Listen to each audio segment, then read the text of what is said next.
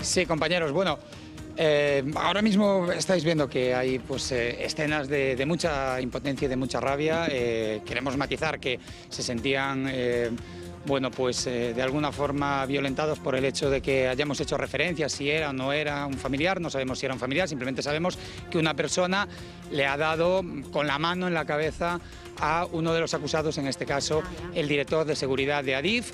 Hay momentos de mucha tensión, bueno, pues se le han lanzado improperios, han sido 9 años en los que han estado reclamando justicia. Hoy esa frase que tanto se ha dicho, que habrá sentencia, pero creen que no habrá justicia. Va a ser un juicio largo y un juicio también que hace revivir aquellos momentos tan duros en los que muchos inocentes perdieron la vida. Lo que creen desde la Asociación de Afectados es que tanto Adif como el Estado intentan descargar sobre el maquinista toda la responsabilidad cuando ellos creen que hay otros responsables, porque de acuerdo incluso con la instrucción de este caso, no habría, bueno, habría algunos fallos de seguridad en el lugar donde se produjo el accidente a la velocidad que lo hizo el tren. Gracias, compañero. Pues es la noticia a esta hora de la tarde, 2:14, momentos de tensión en las puertas de ese lugar donde se celebra, donde hoy comienza el juicio por el descarrilamiento del Albia. Así que os pido brevemente un titular. Saludamos en este punto a nuestra compañera de Radio Nacional, Samantha Villar. Bueno, esto da idea de los momentos de tensión que se están viviendo, ¿no? Los familiares de las víctimas, nada muchos bueno. años esperando. Yo creo que nada bueno, y además es una expresión de esa frustración, de ese dolor de los familiares de las víctimas. Me estaba acordando yo del accidente del metro de Valencia, donde se tardaron 13 años en sentar en el banquillo a los responsables de aquella tragedia. En aquel caso murió el maquinista. Aquí al menos tenemos al maquinista que puede dar mucha información, y resulta que nos tenemos que contentar con que solamente se ha tardado 9 años, ¿no? Parece que 9 años es un plazo prudente, y no lo es. Obviamente las familias necesitan conocer la verdad de lo que pasó y que se depuren las responsabilidades y que no se omitan detalles, ¿no? Yo me acuerdo mucho de esas víctimas de Valencia, de cómo se intentaron silenciar los fallos de seguridad, de cómo se intentaron comprar con favores, con puestos de trabajo a los familiares de las víctimas, ¿no? Asentando esa red clientelar que existía en ese momento. Espero que esto se diferencie mucho de aquello, ¿no? Las familias necesitan la reparación del daño, y la reparación del daño empieza porque se hablen las cosas claras. ¿Quién tuvo la culpa? ¿Se equivocó el maquinista? Pero ¿y los fallos de seguridad? ¿Cómo puede ser que un tren descarrile por un fallo humano? Todos sabemos que en la aviación hay varios factores que confluyen cuando hay un accidente, ¿no? Quizás haya pasado aquí lo mismo, ¿no? Mañana será el turno de escuchar, el turno de la declaración del director de seguridad de Adif, que veíamos salir de esa manera. Verónica. Bueno, es decir, justificar la violencia siempre es una mala idea y por lo tanto no se tiene que hacer. Pero los ánimos están muy exaltados porque hay gente que lleva esperando muchísimo tiempo una respuesta, y porque lleva justamente la reflexión que hacían antes mis compañeros, ¿no? Son personas que han tenido que luchar contra el sistema y que han tenido que luchar contra un Estado en lugar de buscar protección en el Estado, ¿no? Que es justamente la condición contraria. Así que yo lo que pediría públicamente es que ya falta menos y que se respete sobre todo la integridad física de las personas, a pesar de que, insisto, el cabreo y la frustración son Yo muy creo que estas escenas no deberían producirse. Yo creo que debería haber un procedimiento por el cual esta salida de uno de los acusados en medio de la gente que está sufriendo, que está llorando, eso tiene riesgos, y creo que no debió permitirse algo semejante. Tiene que haber un dispositivo de seguridad. Ya sé que queda muy mal que salga por otro sitio, pero es que ante personas que están heridas gravemente durante años y que ven salir a uno de los responsables, pues estas cosas deberían haber un sistema operativo de la policía para que no pasen. Sí, reforzar la seguridad. Maite. Evidentemente, emocionalmente todo es comprensible, ¿no? Y llegar a un límite, en fin, llevan casi 10 años esperando justicia, y la función reparadora de la justicia, cuando tarda tanto, deja de tener esa virtualidad, ¿no? Y yo creo que todo es comprensible, menos llegar a las manos. Pero bueno, yo creo que ahora llegamos al momento, a las familias, si se les puede pedir algo, que a mí me da hasta pudor hacerlo, que esperen, porque yo creo que el Estado de Derecho, desde luego, pondrá en su sitio a los responsables. 2 de ellos están ya enjuiciados. Un juicio que vamos a seguir, desde luego, día a día, muy de cerca en este programa, en Hablando Claro. Y ahora nos vamos vamos a ocupar, nos vamos a ir a Cantabria, porque más de 400 personas han sido víctimas de una estafa, de una ciberestafa telefónica. Calcula que han perdido más de 3 millones de euros en transferencias y pagos a través de Bizum realizados desde sus cuentas bancarias de Unicaja sin su permiso. ¿Cómo es posible, Tino Cueto? Pues me encuentro, Lourdes, con una representación de estas personas que además forman una plataforma para defenderse y para intentar recuperar su dinero. Bueno, esta estafa llega a través de un grupo que se hace pasar por Unicaja y solicitan a estas personas un código para activar ciertas transferencias. Estas personas además tienen acceso a las cuentas privadas de estas personas, con lo cual, claro, ellas se fían de que una vez que conocen sus movimientos, pues se trata precisamente de Unicaja. Una vez que les facilitan estos códigos, bueno, pues pueden activar ciertos movimientos y de ahí viene la estafa. Ellos ahora mismo lo explicarán con más claridad, pero en cualquier caso os voy a presentar a estas personas. Me estoy refiriendo a Cristina. ¿Cuánto te han estafado a ti? 2.000. 2.000 euros. Javier. 3.200. Alicia. 7.000. 7.000 ni más ni menos. Guadalupe. 10.000. 10.000 euros. ¿Y a Belén cuánto? 5.000. También se encuentra aquí Manolo, que es la pareja de Guadalupe. Alicia, el modus operandi, ¿cómo era? Bueno, yo recibo en julio una llamada de teléfono de Polonia y no contesto. Bueno, sí, contesté a la tercera y me dijeron que se trataba del servicio de seguridad de Unicaja y colgué, inmediatamente colgué. Me puse en contacto con atención al cliente y me dijeron que efectivamente que era una estafa. Pero en agosto, el 9 de agosto, vuelvo a recibir otra llamada de Polonia y no contesto. Esta vez ya no contesto. A los 2 minutos recibo una nueva llamada y el teléfono me lo identifica como Unicaja. Contesto, claro, y dije yo, mi salvación. Me preguntan por mi padre, que era el titular de la cuenta, y me dicen que si hemos hecho una transferencia de 5.000 euros hace 2 minutos. Y yo le dije que no, digo, y me puse nerviosa porque sabía que era la llamada que había recibido 2 minutos antes. Y yo le dije, por favor, párame la transferencia, que no hemos sido nosotros. Habían clonado el teléfono de esta entidad bancaria. Exactamente. En mi teléfono ponía Unicaja y un 952. Vale, me empiezan a comentar, esta mañana has hecho un reintegro de 1.000 euros. Digo, sí. Digo, mi padre me mandó a hacer un reintegro. Vale, ayer has hecho una transferencia de 81 euros. Digo, sí. La semana pasada, me dio con pelos y señales todos los movimientos. Digo, yo no en ningún momento di ni el usuario ni la contraseña. Yo no había facilitado ningún dato. Simplemente estaban visualizando todos los movimientos. Entonces me dijeron que para parar esa transferencia me iban a mandar un mensaje que yo tenía que facilitar, ¿vale? En el transcurso de esta conversación me entra una nueva llamada de Trento, Italia. La supuesta estafadora me metía mucha prisa. Rápido, dame el código. Y yo en realidad lo que estaba haciendo, sin saberlo, era dar un código para aceptar esa transferencia, no para anularlo. Bueno, yo di el código y a continuación me entra un SMS en el que me dicen que tu operación ha sido anulada. Bueno, pues nada. Me dijeron que en el transcurso a partir de las 12 de la noche te va a llamar un compañero para asegurarnos de que no hay una nueva transferencia. Yo me metí durante toda la tarde, intenté dar para atrás la transferencia de 5.000 y ya no pude. A las 12:10 de la noche del día 10 me vuelven a llamar y me dicen, ¿tienes una transferencia de 2.000? Yo, qué raro, si yo he estado mirando y no he visto nada. Me dice, mismo modus operandi, dame el código. Vale, yo les doy el código, me dicen, tú tranquila, que mañana a las 9:30 de la mañana está el dinero reintegrado en la cuenta. Bueno, a las 10 de la mañana me meto en la aplicación y veo los 2 reintegros, pero no veo que haya la devolución. En definitiva, que te has quedado sin ese dinero y ahora mismo están intentando recuperar ese dinero, porque claro, consideran a Unicaja responsable en tanto que tiene el listado de esos clientes y tiene también los usuarios y tienen las contraseñas. Vamos a ver si esta plataforma al final consigue recuperar ese dinero, ya sea vía judicial o vía extrajudicial, como digo, porque consideran a Unicaja responsable en cierta medida de esta situación. Gracias, Tino. Ojalá tengan suerte con sus reivindicaciones esos afectados por esta estafa. Nos acompaña hoy en plató Ana Medina, que sabe muy bien, ¿verdad?, de lo que habla, la sentía con la cabeza. Es una de las estafadas, en este caso de phishing de datos. Muy buenas tardes. En tu caso, ¿de cuánto dinero estamos hablando, Ana? Buenas tardes. A nosotros nos estafaron 2.000 euros en el mes de julio. 2.000 euros en el mes de junio. Sí. ¿Y cómo fue en este caso? ¿A través de llamada telefónica? Cuéntanoslo, por favor.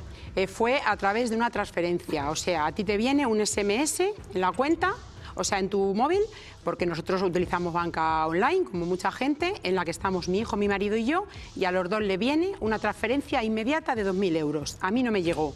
A mí no me llegó ese SMS. Y ya está. Y no hay más. ¿Y en ese momento qué haces? ¿Llamas a tu banco? ¿Y qué te dicen? No puede llamar porque a nosotros era domingo, entonces llamamos a la Guardia Civil y la Guardia Civil nos hace denunciar al día siguiente. El banco te da tus últimos movimientos, con ello denuncias y a la denuncia va al banco.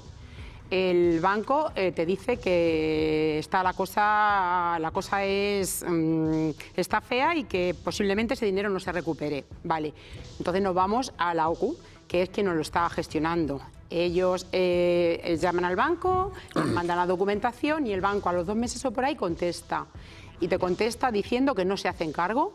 El banco. Ciberataque, sí. Esa es la contestación que nos está dando a todo el mundo. A quien han contestado, que no han contestado todo el mundo.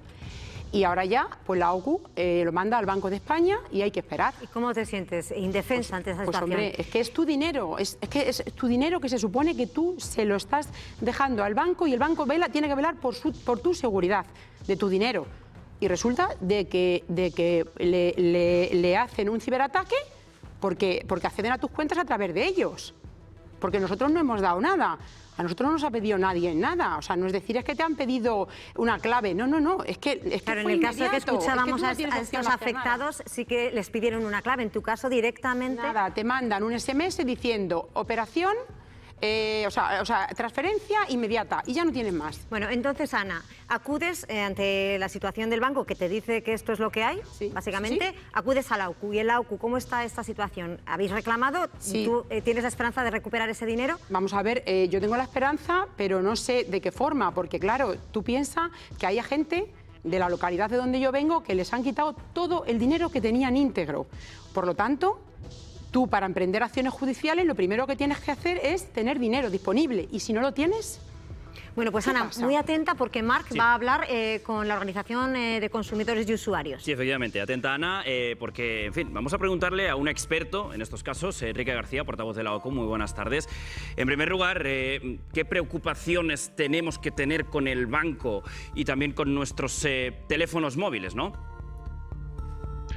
Bueno, pues lo primero que hay que decir es que la normativa establece una clara protección del uso frente al uso fraudulento de los medios de pago. Y esta limitación es de 50 euros. Esa es la responsabilidad por la que tiene que dar cuenta al consumidor. El exceso a partir de esos 50 euros corresponde al banco. Y una cosa muy importante, tiene que ser el banco el que demuestre el uso negligente y grave por parte del usuario. Enrique. Hemos visto todos estos casos que lamentablemente van en aumento, donde ahora mismo el banco se niega a asumir su responsabilidad y al final obliga a los consumidores a tener que acudir a juicio para exigir que se cumpla la norma. Dicho esto, que es importante porque son los bancos los que tendrían que asumir directamente esa responsabilidad por uso fraudulento y, como digo, habrá que ir a la justicia. Las recomendaciones de la OCU son muy claras en este aspecto. Hay que desconfiar de cualquier tipo de llamada extraña por parte del banco. Nunca un banco nos va a pedir un dato que ya tiene. Hemos visto cómo las personas afectadas de Oviedo colgaron a esa llamada. Pues simplemente eso es lo que hay que hacer, asegurarse de que uno está hablando con el banco, si no es posible porque la oficina está cerrada, pues a través de medios fehacientes. Claro, es importante, Enrique, ese llamamiento, efectivamente, a no confiarnos con esas llamadas, esos mensajes. Entiendo, Enrique, que estabas escuchando el caso concreto de Ana, que la tenemos aquí en plató, nos está relatando su experiencia. ¿Qué consejos le darías al caso concreto de Ana? Bueno, Ana ya está en manos de esta primera parte administrativa, que es, primero, pedirle al banco que se haga responsable de que lo que le toca, asumir el uso fraudulento de en este caso, su cuenta corriente. Se va al Banco de España por contar con una resolución favorable y, lamentablemente, y dado que el Banco de España no sanciona como debe a los bancos que incumplen sus obligaciones, pues lamentablemente quizá haya que recurrir a la vía judicial. Hay que decir que las sentencias favorables son innumerables porque la norma, la ley de servicios de pago es muy clara, establece la responsabilidad directa de las entidades financieras cuando las cuantías de uso fraudulento superan los 50 euros. Enrique García, muchísimas gracias por atendernos en directo. Ana, de las explicaciones de la OCU. No sé sí, escucho lo que he escuchado de una compañera de allí, de la localidad, que es la que nos lo está gestionando. Yo espero que en algún sitio nos escuchen. No sé si tendremos que politizar esto, porque sinceramente hay gente de Cantabria muy afectada y van a recurrir a su presidente de la comunidad. Los demás no sabemos qué tendremos que hacer.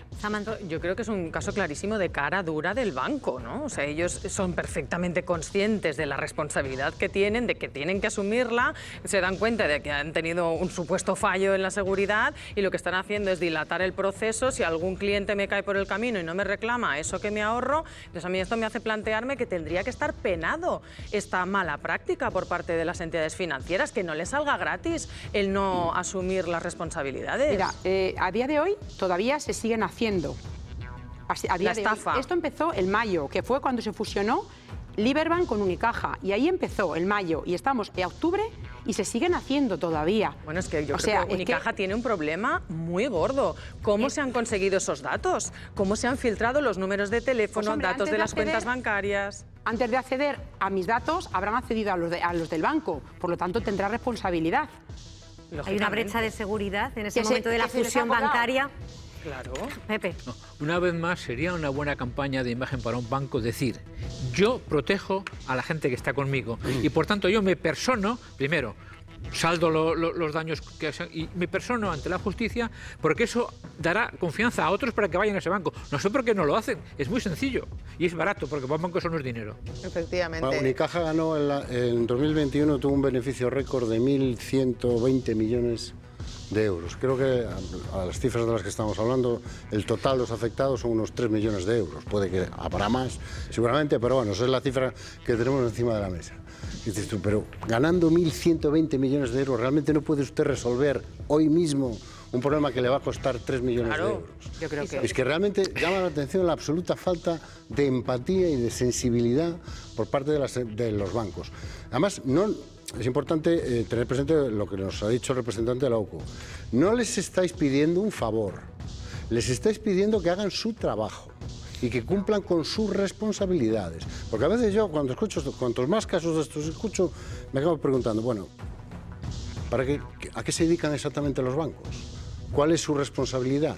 Pues tú dejas allí tu dinero, se supone que lo van a invertir bien, muchas veces resulta que no lo invierten bien, se supone que vas a tener una buena pensión, resulta que la mayoría de los planes de pensiones en España privados tienen un rendimiento negativo, se supone que vas a tener unas condiciones de seguridad de forma que tú puedas operar dentro de ese margen de seguridad, sin tú tener una conducta negligente o imprudente, resulta que pierdes 2.000, 3.000, 4.000, 5.000 euros. Es decir, me resulta cuando menos llamativa.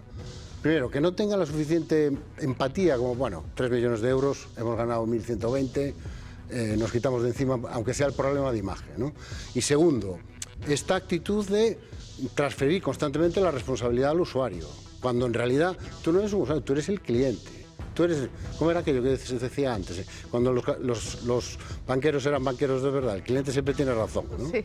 Pues parece que ya no. Bueno, bien, pues sobre estas estafas que estamos hablando, hemos hablado directamente con Unicaja y esta es su versión. Ha querido dejar claro que son campañas de ciberdelincuentes que suplantan la identidad del banco y que contactan directamente con los particulares para solicitar sus datos personales.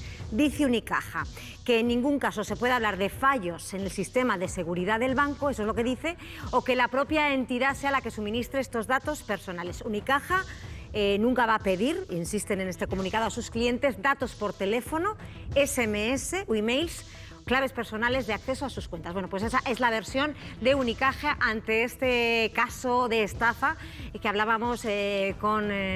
Pero Ana, no es el caso, ¿no? Con Ana. Gracias por acompañarnos. Rápidamente, cambiamos de tercio porque saludamos en este punto a Patxi López, portavoz del PSOE en el Congreso. Muy buenas tardes. A usted le toca a partir de ahora el papel negociador para sacar adelante los presupuestos. Buenas tardes. Bueno, comienza la tramitación parlamentaria de estos terceros presupuestos del Gobierno que llegan al Congreso con un importante malestar en las filas de Podemos por ese incremento del gasto en defensa. ¿Se negoció o no se negoció con ellos esta partida? Claro.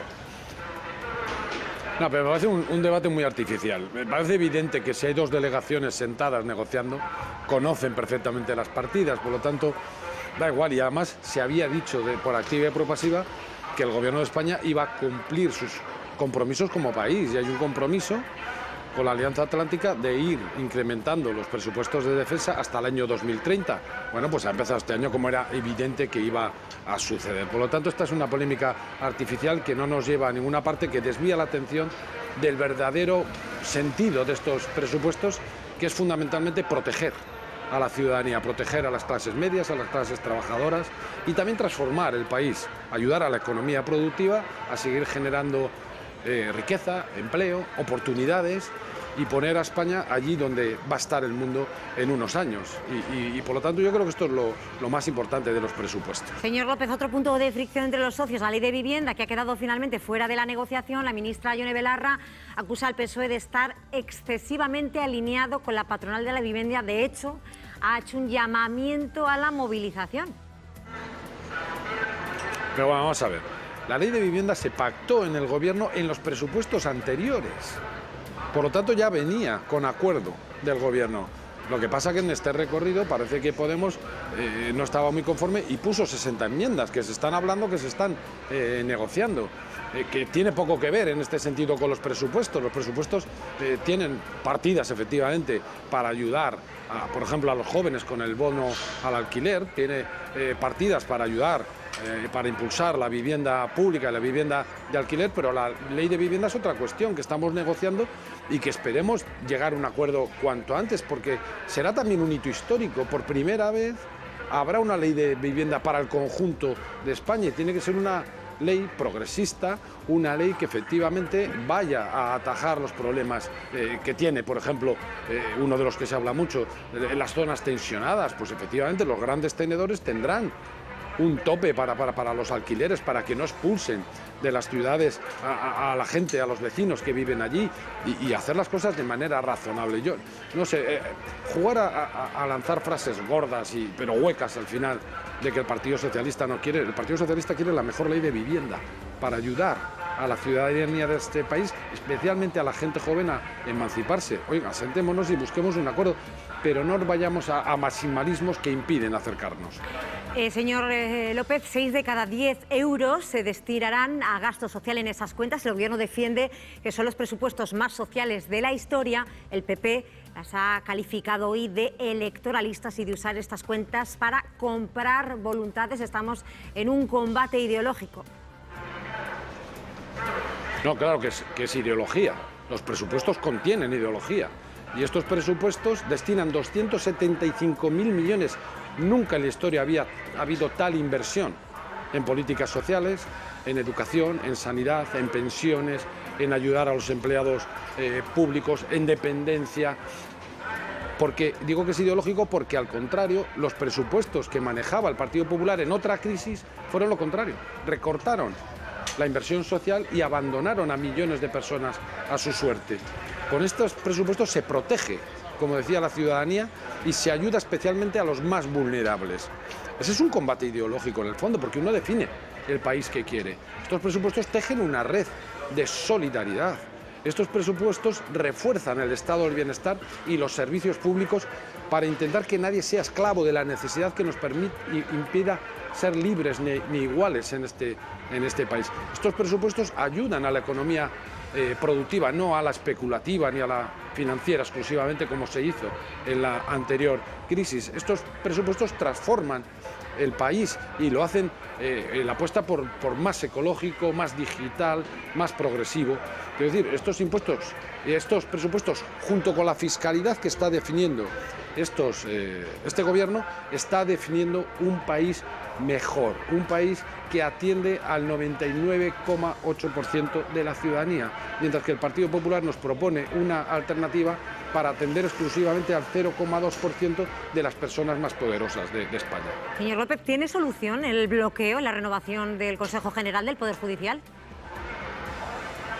en cuanto el Partido Popular quiera, porque el Partido Socialista y el Gobierno está dispuesto a sentarse ahora mismo en una mesa para buscar un entendimiento y un acuerdo.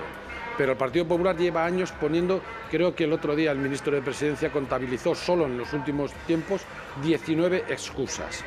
Yo creo que ya deben acabársele las excusas y ponerse manos a la obra para cumplir la Constitución. Tantas lecciones que nos dan todos los días de constitucionalismo, pues que empiecen por cumplirla, que no pasa nada, que se puede hacer tranquilamente. Renovar el Consejo del Poder Judicial es un mandato constitucional y el Partido Popular debiera empezar a cumplirlo.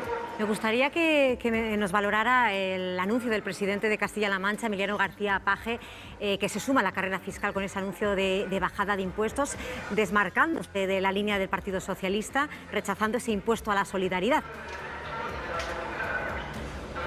Vamos a ver, yo prefiero que se bajen los impuestos a las rentas más bajas, que es lo que han hecho los presidentes socialistas, a que se quite el impuesto de patrimonio a las rentas más altas y a los grandes patrimonios de este país. Pero en el fondo tampoco es que me guste esta competición a ver quién baja más los impuestos, porque creo que es mucho mejor tener un Estado fuerte con una fiscalidad progresiva en el que aporte más quien más tiene y reciba más quien más necesita. Es decir, lo dije el otro día de alguna manera, esta falacia de la derecha de que el dinero donde mejor está es en el bolsillo de los ciudadanos, no es cierto, porque algunos ciudadanos podrán tener a cabo del año 50 euros más en el bolsillo, con el que le llegará para bien poco. Sin embargo, con los impuestos de todos, se puede construir una sanidad pública que te atienda cuando estés enfermo y se puede construir una escuela pública y una educación pública para que tus hijos puedan salir adelante y tener las mismas oportunidades.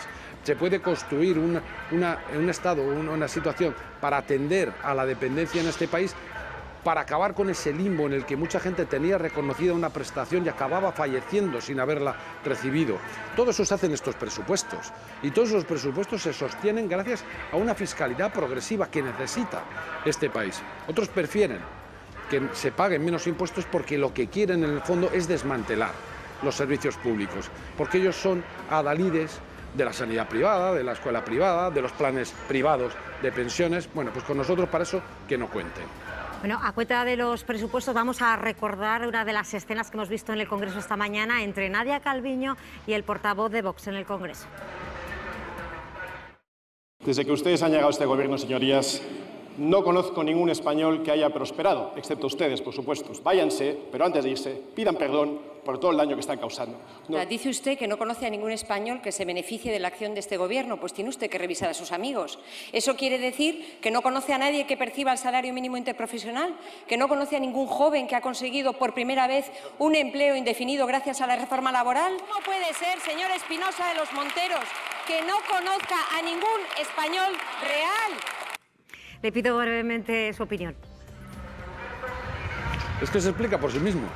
Es que es muy difícil encontrarse con un ciudadano o con una ciudadana que no se haya beneficiado de alguna medida del gobierno. Los jubilados y pensionistas porque les ha subido la pensión con el coste de la vida. Los profesionales, ahora los de empleados públicos porque se les va a subir el 9,5% en 3 años de su salario. Los jóvenes que tienen un bono para el alquiler o un bono cultura. Los dependientes porque va a haber una inversión histórica en dependencia. La gente que coge el transporte público para ir al trabajo y que hoy lo tiene gratis, las cercanías. Bueno, es muy difícil, alguien que ha tenido un ERTE en su empresa y que gracias a eso ha conservado el trabajo, alguien que tiene un empleo fijo gracias a la reforma laboral, alguien al que se le ha subido el sueldo porque el salario mínimo interprofesional ha subido a 1.000 euros como nunca en la historia. Es muy difícil que haya alguien en este país que no haya tenido una medida de este gobierno. Por último, señor López, comienza ahora la negociación de los presupuestos. Prevé una negociación dura porque desde ERC por lo menos ya le han avisado que con ellos va a tener que sudar la camiseta. No, las negociaciones siempre son duras y se suda porque cada uno defiende sus posiciones, pero estoy convencido de que va a haber un acuerdo, porque como digo, estos presupuestos manifiestan claramente una salida de la crisis radicalmente distinta a la que sucedió con los gobiernos de la derecha. Son los presupuestos de mayor inversión social y por lo tanto que son los que llevan a la práctica todo lo que hemos venido aprobando durante este último año con ese bloque que se conoce como el bloque de la investidura.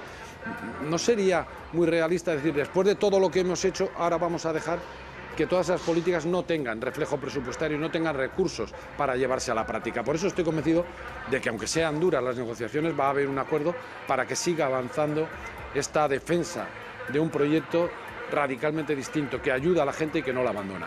Patxi López, portavoz socialista en el Congreso, gracias por estar en Hablando Claro. Muchas gracias. Bien, pues a Patxi López le queda por delante tarea para negociar el apoyo a los presupuestos con el resto de grupos políticos. Vamos a analizar, Marc, las alianzas, ese pactómetro. Sí, la verdad, Lourdes, es que ahora les toca sacar la calculadora y, lógicamente, se centran en los grupos que conforman el bloque de investidura. Entre los más predispuestos, los 3 diputados que suman Compromís y Más País, que creen que la música suena bien, pero eso sí, toca remangarse y negociar. La música que nos suena bien se concrete en una letra adecuada e intentaremos que aquellas cosas que echamos en falta pues puedan estar incluidas.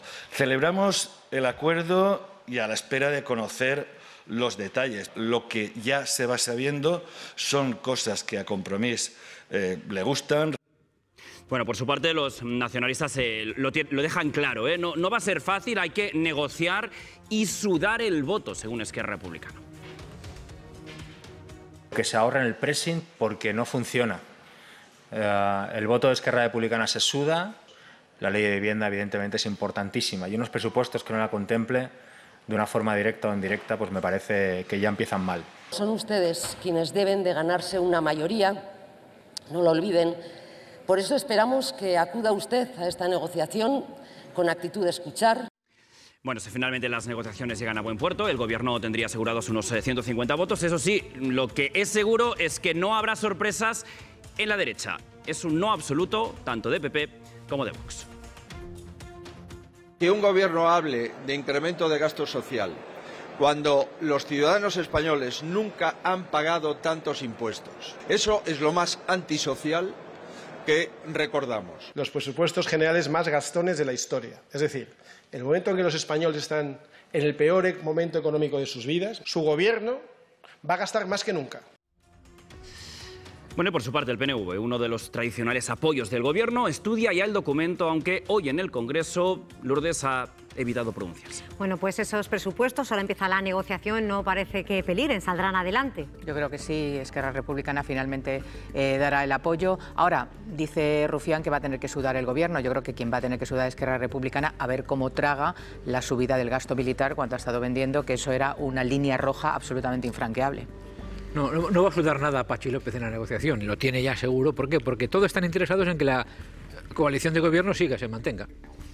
Bueno, básicamente es que no hay alternativa en estos momentos. Es decir, yo me acuerdo en los tiempos en los que el partido de la oposición presentaba unos presupuestos alternativos para evidenciar cómo haría el reparto. Al señor Feijóo simplemente no le dio tiempo a leérselos, pero ya decía que eran antisociales al mismo tiempo que despilfarradores. O gastan mucho dinero o gastan poco, pero las dos cosas a la vez no puede ser. Así que yo confío en que la mayoría parlamentaria se imponga de nuevo, como ha sido en casi toda la legislatura, con esa mala salud de hierro de este gobierno, y que lleguemos con unos presupuestos que aparte van a tener mucha vida porque se van a prorrogar en más de un año seguro.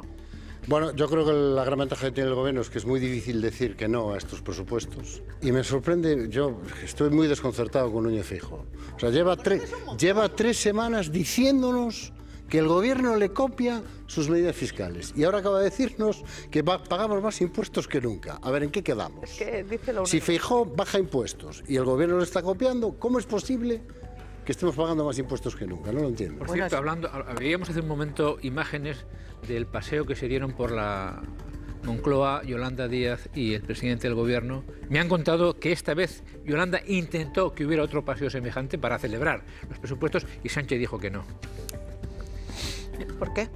Porque no le apetecía ahora dar más cancha y porque tenía que responder ahora ante los de Podemos, que están enfadadísimos. Pues fíjate, yo creo que el gran problema de este gobierno no es la mala salud de Hierro, sino es cómo se va a fraguar electoralmente. Insisto, queda un año, pero cada día con menos tiempo para fraguar una candidatura alternativa a la izquierda del PSOE, porque efectivamente ayer veíamos cómo algún ex líder de Podemos felicitaba a Ione Belarra y no a Yolanda Díaz, que es la líder y la vicepresidenta de la parte morada, algo que, insisto, ¿Tienes me poca parece... fe en Yolanda? No, Bueno, yo pues... la fe no la tengo en nada, ya lo sabes. Bueno, así terminamos. Gracias, Pepe, gracias, Maite, gracias, Verónica, Antón, Samantha, Villar, en las mañanas de Radio Nacional. Mañana te escuchamos. Gracias a todos y terminamos con una buena noticia, Mar. ¿Sabes que investigadores españoles han descubierto las células que causan la metástasis? Oye, me parece maravilloso. Qué mejor forma de terminar. Señores, hasta mañana. Hasta mañana.